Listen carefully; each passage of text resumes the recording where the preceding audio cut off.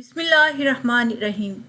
मेरी शादी बहुत ही हसीन लड़की से होगी। वो रात को बहुत प्यार से मुझे दूध पिलाती, जिससे मुझे होश ना रहता। सुबह उठता तो गुस्से से पागल हो जाता और कुछ दिन में बहुत ही कमज़ोर हो गया। फिर एक दिन दूध नहीं पिया और सो गया। रात को जो मेरे साथ हुआ, मेरे तो कदमों तले ज़मीन निकल गई, क्योंकि मेरी बीवी, मेरा नाम हाशम है, मेरी उम्र 24 साल हो गई है।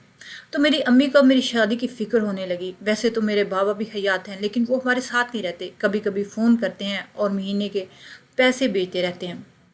अम्मी भी कुछ नाराज़ रहती हैं। बचपन ही से मैं ये सब कुछ देख रहा था, पूछता था इनसे, तो अम्मी कहती थी कि इस इंसान को अपनी ही दुनिया में रहने दो, वो पैसे भेजता है, यही काफ़ी है। शायद अम्मी और अब्बू की आपस में नहीं बनती थी, लेकिन फिर मैं ये भी देखता था कि अम्मी अब्बू के लिए रोती रहती थी, उनको याद करती थी। पता नहीं इन दोनों का रिश्ता किस किस्म का था, पर फिलहाल तो मेरे रिश्ते की बात हो रही थी। मुझे बहुत प्यार से मेरी माँ ने पाला, छुपा के रखा, संभाल के रखा। मेरा मोबाइल चेक करती कि मैं किसी लड़की से बात तो नहीं करता, यहाँ तक कि वो कभी कभी मेरे दोस्तों के मोबाइल भी चेक कर लेती। एक दफ़ा मेरे दोस्त के बारे में उनको पता चला कि इसने महल्ले की किसी लड़की से दोस्ती कर रखी है, तो उसको कह दिया, आइंदा तुम मेरे बेटे के सामने साथ नज़र ना आओ। वो मेरा अच्छा दोस्त था। मुझे लगा कि मेरी अम्मी की बातों का बुरा नहीं मनाएगा और हम दो साथ ही रहेंगे, लेकिन उसने कहा कि तुम्हारी अम्मी तो बड़ी अजीब है, और उसके बाद वो भी मेरा साथ बात ना करता। ये बात तब की है जब मैं 18 साल के थे। शायद मेरी ज़िंदगी में भी कोई लड़की आती, मुझे भी कोई पसंद आ जाती। शुरू से मुझे लड़कों के स्कूल में पढ़ाया। इसके बाद जब यूनिवर्सिटी में पढ़ने की बात आई तो मैंने सोचा कि अब तो लड़की होगी ना, लेकिन अम्मी ने मुझे लड़कों के कॉलेज में भेज दिया। यहाँ पर किस्मत से वही पढ़ाई हो रही थी जो मुझे यूनिवर्सिटी में करनी थी, लेकिन वो पैसे बहुत ज़्यादा ले रहे थे। अम्मी का कहना था कि पैसे ज़्यादा दे दूँगी, लेकिन इसे लड़कियों वाली जगह पे नहीं भेजूँगी। पता नहीं अम्मी को लड़कियों से क्या मसला था, लेकिन आजकल तो वो खुद ही मेरी शादी की बात कर रही थी। मेरे दोस्त की शादी 22 साल की उम्र में होगी, मैं 24 साल का हो गया था, लेकिन मेरी मंगनी भी नहीं हुई थी। अब जब मेरी शादी की बात होने लगी तो मैं खुश हो गया, पर अम्मी ने मौका नहीं दिया, कुछ मेरा भी इस तरफ ध्यान नहीं दिया, क्योंकि मुझे हमेशा पढ़ाई में ज़्यादा अच्छे नंबर लेने का प्रेशर दिया गया था। लेकिन अब शादी हो रही थी तो सोचा कि बस अच्छी बीवी मिल जाए तो ज़िंदगी इसके साथ गुजारूंगा, पढ़ाई भी पूरी होगी, नौकरी भी कर रहा था। किस्मत से बहुत अच्छी जगह पे अम्मी ने रिश्ता देख लिया। मुझे बता रही थी कि तेरा रिश्ता देख लिया है, लोग बहुत ही अच्छे हैं, गरीब हैं, मुझे तो किसी गरीब की बच्ची से तेरा रिश्ता करना है, मैंने अमीर घरों में तेरा रिश्ता नहीं करना। इस बात की मुझे समझ नहीं आई। लोग तो कहते हैं कि अमीर घर से रिश्ता लेकर आएंगे, अम्मी कहती हैं कि किसी गरीब घर से रिश्ता लेके आऊँगी, किसी यतीम मस्कीन लड़की का, ताकि वो हमारे घर में हमारी बेटी बनकर रहे, थोड़ा भी उसे ज़्यादा लगे। लेकिन हमारे घर में तो वैसे किसी चीज़ की कमी नहीं थी। सारी बात बता दी अम्मी ने मुझे, लेकिन लड़की के बारे में नहीं बताया, इसकी तस्वीर तक ना दिखाई मुझे, पूछा तक नहीं, बस कह दिया कि लड़की बहुत खूबसूरत है। अब तो मुझे फ़िक्र हो रही थी कि पता नहीं मेरे साथ क्या होने वाला है, मेरे लिए किसी की तलाश क्या है। और बूढ़े लोगों की पसंद बाद में बहुत अजीब निकलती है, उनकी अजीबो गरीब शक्लें भी अच्छी लगना शुरू हो जाती है। पता नहीं बड़े लोगों को ऐसा क्यों लगता है कि जिसे वो हमेशा से बूढ़े थे, जैसे वो भी जवान थे ही नहीं, क्योंकि जो उन लोगों की बिल्कुल भी बातें नहीं समझते। अब एक ही रास्ता मेरे पास था, अल्लाह से दुआ करूं कि कोई अच्छी औरत मिल जाए जिसकी शक्ल भी अच्छी हो, मेरी किस्मत इतनी भी बुरी ना निकले, क्योंकि मैं अपनी बीवी को शादी वाले दिन ही देखने वाला था।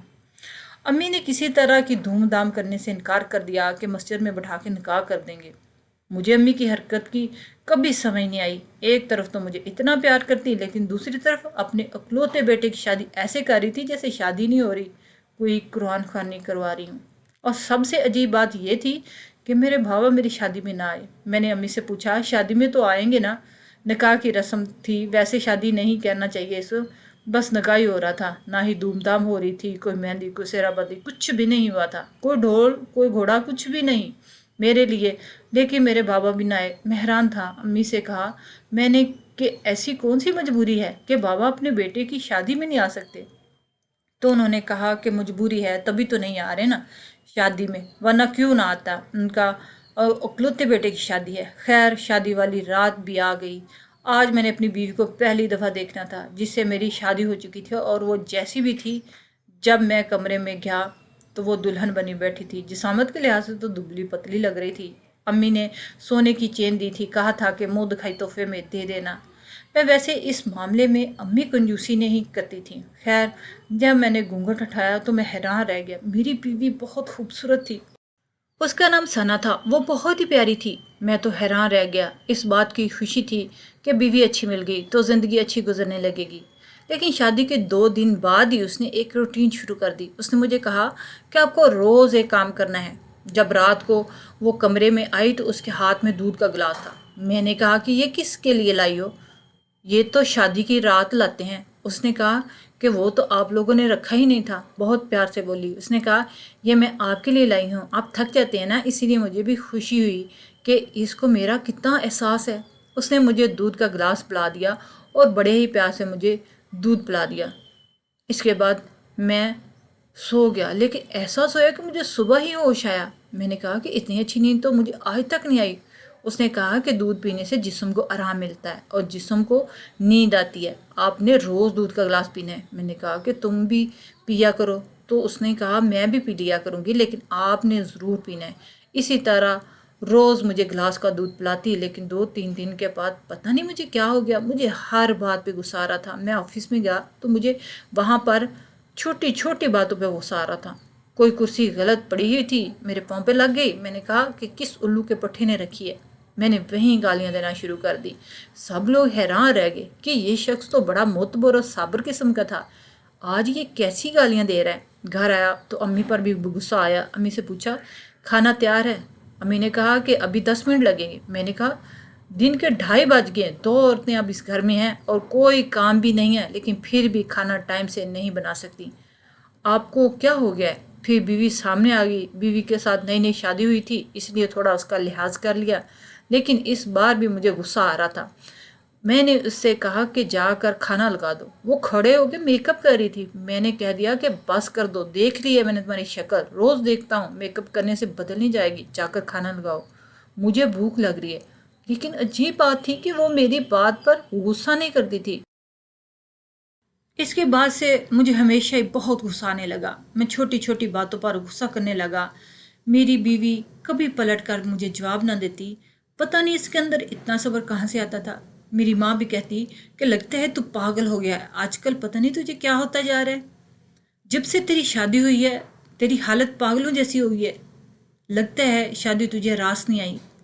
رات میں میری زندگی ٹھیک ہوتی، سب کچھ ٹھیک ہوتا، شام تک بھی ٹھیک ہی رہتا، لیکن صبح سے لے کر شام تک مجھے بہت زیادہ غصہ آتا رہتا۔ رات کو بیوی جب دودھ کا گلاس پلاتی تو سکون سے سو جاتا، ایسی نیند مجھے ہوش ہی نہیں رہتا۔ ایک دن میں نے امی کو فون پر اپنے باپ سے بات کرتے سنا کہ آپ کے بغیر رہا نہیں جاتا، کتنے موسم گزر گئے، کتنے سارے لمحات آپ کے بغیر گزار دیے، جس میں آپ کو ہونا چاہیے تھا، آپ کے بیٹے کی شادی، تب بھی نہیں آئے، اب خیر سے اس کے ہاں کوئی اولاد ہو جائے گی تب بھی نہیں آئیں گے۔ بابا پتہ نہیں کیا کہہ رہے تھے، یہ تو میں نے نہیں سنا، لیکن امی کی بات کرتے ہوئے روئے جا رہی تھی۔ مجھے اچانک سے غصہ آ گیا اور میں نے فون ان کے ہاتھ سے چھین لیا۔ بابا شاید فون پر ہی تھے اور سن رہے تھے۔ میں نے کہا کس قسم کا رشتہ ہے آپ کا؟ آپ لوگ ایک دوسرے سے دور رہتے ہیں، ایسا کون سا کام کرتے ہیں بابا جو گھر نہیں آتے؟ باہر کے ملک تو نہیں رہتے، آپ تو کہتی ہیں کہ ادھر ہی رہتے ہیں، اور پھر کیا مجبوری ہے؟ ان کا ایسا کیسا مسئلہ ہے اور آپ کو پتہ ہے تو پھر یہ آنسو بہانے کی ضرورت کیا ہے؟ چپ کر کے بیٹھ جائیں۔ میری امی نے مزید رونا شروع کر دیا، لیکن مجھے کوئی رحم نہیں آیا۔ بعد میں مجھے احساس ہوا کہ میں نے یہ سب کیا، میں نے تو ایسا کبھی نہیں کیا تھا، مجھے پتہ نہیں کیا ہو جا رہا تھا۔ امی سے جا کر معافی مانگی، انہوں نے کہا کوئی بات نہیں، کبھی کبھی ہو جاتا ہے، لیکن آج کل تو تم اتنا غصہ کرتے ہو، کام کی زیادہ ٹینشن ہے کیا؟ کہیں بیوی تنگ تو نہیں کرتی؟ میں نے کہا کام بھی کوئی خاص نہیں ہے، ٹینشن بھی نہیں ہے، وہ ہی سب کچھ ہے جو پہلے تھا، اور بیوی بھی اچھی تھی، بالکل بھی تنگ نہیں کرتی تھی، بلکہ اس بار بھی میں غصہ ہو جاتا تھا لیکن جواب نہیں دیتی تھی۔ میری ماں نے کہا کہ اتنا غصہ ٹھیک نہیں ہے تمہارے لیے، اپنے آپ کو سنبھالو۔ میں خود بھی حیران ہوتا کہ پتہ نہیں مجھے اتنا غصہ کیوں آ رہا ہے۔ میری ساس بہت اچھی عورت تھی، وہ لوگ بہت زیادہ غریب تھے، ہمارے گھر آتے تو چیزوں کو دیکھ کے حیران ہو جاتے۔ میرا ایک چھوٹا سا سالہ بھی تھا، اس کی عمر 10 سال تھی، میرے سسر اس دنیا میں نہیں تھی، پتہ نہیں کیا ہوا تھا، لیکن وہ 4 سال پہلے اس دنیا سے جا چکے تھے۔ ایک دن اماں بہت بیمار تھی تو کہنے لگی جا کر بینک سے پیسے لے آؤ، باپ نے پیسے بھیجے ہیں۔ امی نے مجھے چیک بنا کے دیا، میں پیسے لینے گیا تو میں جا کر پوچھا کہ اکاؤنٹ میں کتنے پیسے ہیں، پہلے تو بتایا ہی نہیں، لیکن تھوڑی دیر بعد باتیں وغیرہ کر کے پوچھ لیا۔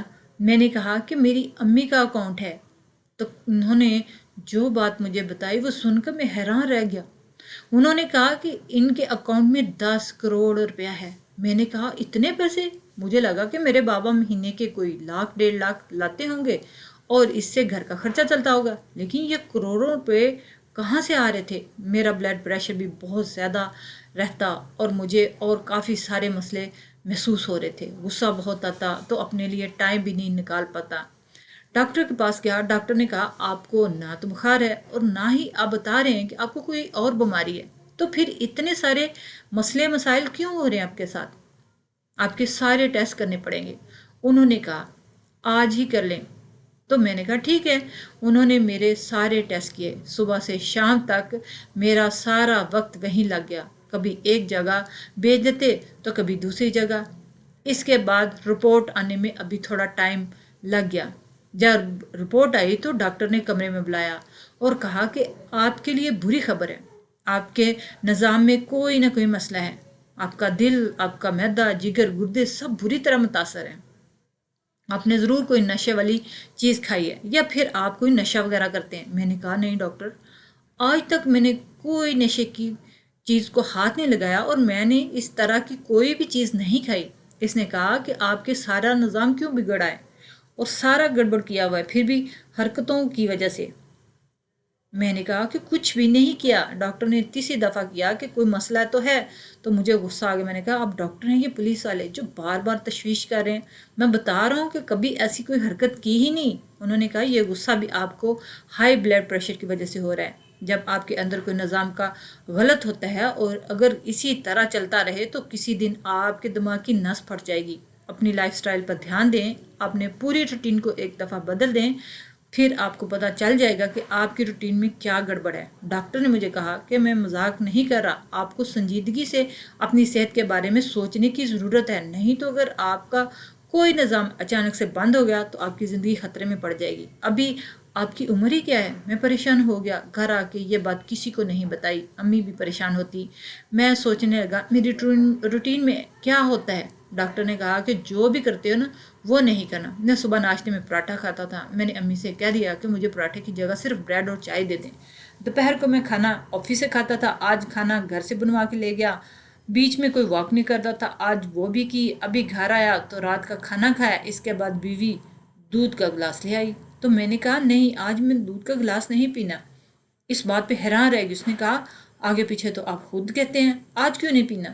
تو میں نے کہا کہ بس مجھے آج نہیں پینا، میں آج سے اپنی روٹین بدل رہا ہوں۔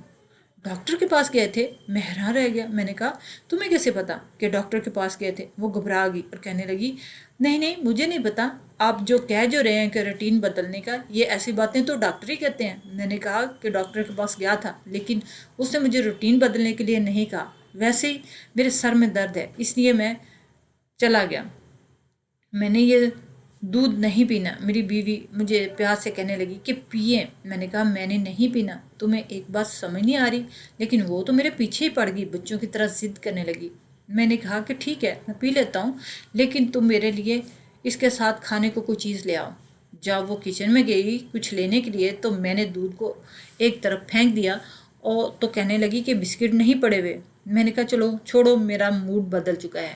میں نے اسے کہا کہ میں نے دودھ پی لیا ہے، جبکہ میں نے دودھ نہیں پیا، تھوڑا سا منہ پہ لگا لیا تاکہ اس کو شک نہ ہو، تو وہ ورنہ پیچھے ہی پڑ جاتی۔ میں نے کبھی سوچا بھی نہیں تھا کہ جو آج رات ہونے والا ہے، مجھے نیند نہیں آ رہی تھی جبکہ بیوی سکون سے سو رہی تھی۔ میں حیران ہو گیا کہ پہلے تو بہت اچھی نیند آتی تھی، آج کیوں نہیں آ رہی۔ تھوڑی دیر بعد بیوی کا موبائل بجا، تو اس سے پہلے کہ میں اسے بتاتا کہ موبائل بجنے کے بارے میں، اسے فوراً اٹھا کر کان کو لگا لیا اور کہا وہ 2-3 دن میں مر جائے گا ماما، آپ کو کیا ہو گیا ہے؟ یہ سن کر میں حیران رہ گیا، میری بیوی کیا کہہ رہی تھی کہ میں 2-3 دن بعد مر جاؤں گا؟ وہ کہنے لگی کہ سارا زہر تو ختم ہو گیا، اگر 2-3 دن بعد اس کو कोई बड़ी बीमारी ना हुई तो फिर थोड़ा और ला कर देना पड़ेगा। असर नहीं हो रहा। मैं हैरान रह गया। मेरी बीवी मुझे जहर पिला रही थी। फिर मुझे याद आ गया कि दूध का गिलास लेकर आती, जब तक मैं पी ना लेता वो मेरे सर पर ही खड़ी रहती। हैरान और परेशान रह गया और सोने की एक्टिंग करने लगा। इसके बाद वो ये भी कहने लगी कि ज़रा इसको भी तो पता चले, जब कोई अपना मरता है तो कैसा महसूस होता है। शायद वो मेरी अम्मी की बात कर रही थी।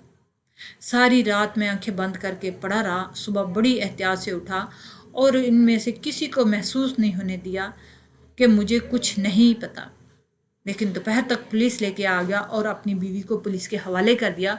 पुलिस को देख के वो डर गई और मैंने इसे कहा कि तुमने रात को जो कुछ कहा इसका मतलब तुम मुझे बताओ, मुझे जहर क्यों दिया।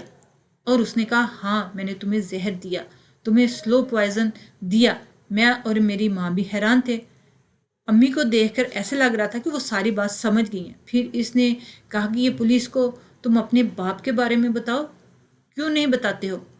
इसने पुलिस वाले को कहा, आपको पता है इसका बाप कौन है? ये और कोई नहीं, इकबाल गोपी वाले का बेटा है। पुलिस वाले भी हैरान रह गए और मेरी माँ भी। वो कहने लगी, नहीं नहीं ऐसा कुछ नहीं है। पुलिस वालों ने कहा, अच्छा तो इसके बेटे हो, तो तुम यही काम करते होगे, कहाँ है तुम्हारा बाप? हम सब हैरान रह गए। मैंने अम्मी को देखा कि ये सब कुछ क्या हो रहा है। तो पुलिस वाले ने कहा कि तुम्हारा बाप मशहूर गुंडा है, जिसके सर पे इनाम की कीमत है, जिसको हम लोग कब से ढूंढ रहे हैं। इसका नाम इकबाल गोपी वाला है। वो लोगों से पर्ची लेकर दूसरे लोगों का कत्ल करता है। वो एक किराए का कातिल है। मेरे कदमों तले ज़मीन निकल गई। तभी तो मेरी माँ मुझे संभाल कर रखती थी, क्योंकि हमारे बहुत दुश्मन थे और मेरा बाप भी नहीं आता था। मेरी बीवी के बाप को भी मेरे बाप नहीं मारा था, इसीलिए वो बदला लेने के लिए मेरी ज़िंदगी में आ गई और मुझे मारना चाहती थी। मेरी बीवी को भी हिरासत में ले लिया गया और मुझे भी, लेकिन मेरे ऊपर कोई चार्ज नहीं थे, इसलिए 1 घंटे का बेटा होने का कोई जुर्म नहीं था। मुझसे पूछा, मुझे नहीं पता था, इसलिए मुझे तो छोड़ दिया। मैंने अपनी बीवी के केस को भी वापस ले लिया और कहा कि वो मेरी ज़िंदगी से चली जाए, क्योंकि मैं इसके साथ नहीं रह सकता। वो मुझसे नफ़रत करती थी। वो जाते जाते भी यही कह गई कि इंसाफ होगा, दुनिया में न सही अगली दुनिया में होगा। और तभी हमारे अकाउंट में इतने सारे पैसे थे, लेकिन सब कुछ ख़राब हो गया था। मेरी बीवी को मैं बहुत अच्छा इंसान समझता था, उसे प्यार करता था, इसलिए उसको अपनी ज़िंदगी में नहीं रखना चाहता था। ये जगह बिल्कुल ठीक नहीं थी। मेरी माँ से शिकवा था, मेरा इलाज हो रहा है, शायद मैं ठीक हो जाऊं, लेकिन जो नुकसान हो गया वो कैसे पूरा होगा। अपने बाप से मैं कभी मिलना भी नहीं चाहूँगा। मैं एक गुंडे का बेटा हूँ, ऐसे इंसान का जो कातिल है। मुझे तो पता ही नहीं, बस ज़िंदगी इसी तरह गुजर रही है और गुजार रहा हूँ। अम्मी से कह दिया है कि बाबा की कमाए हुए पैसे मुझे नहीं चाहिए, और कल कला को अगर बाबा पकड़े जाते हैं तो मैं कुछ भी नहीं करूँगा, क्योंकि उन्होंने अपने लिए ये सब खुद खरीदा है। जान से मार देना बहुत बड़ा गुनाह है, किसी जिसकी कोई माफ़ी नहीं होती। मेरे पास भी नहीं है।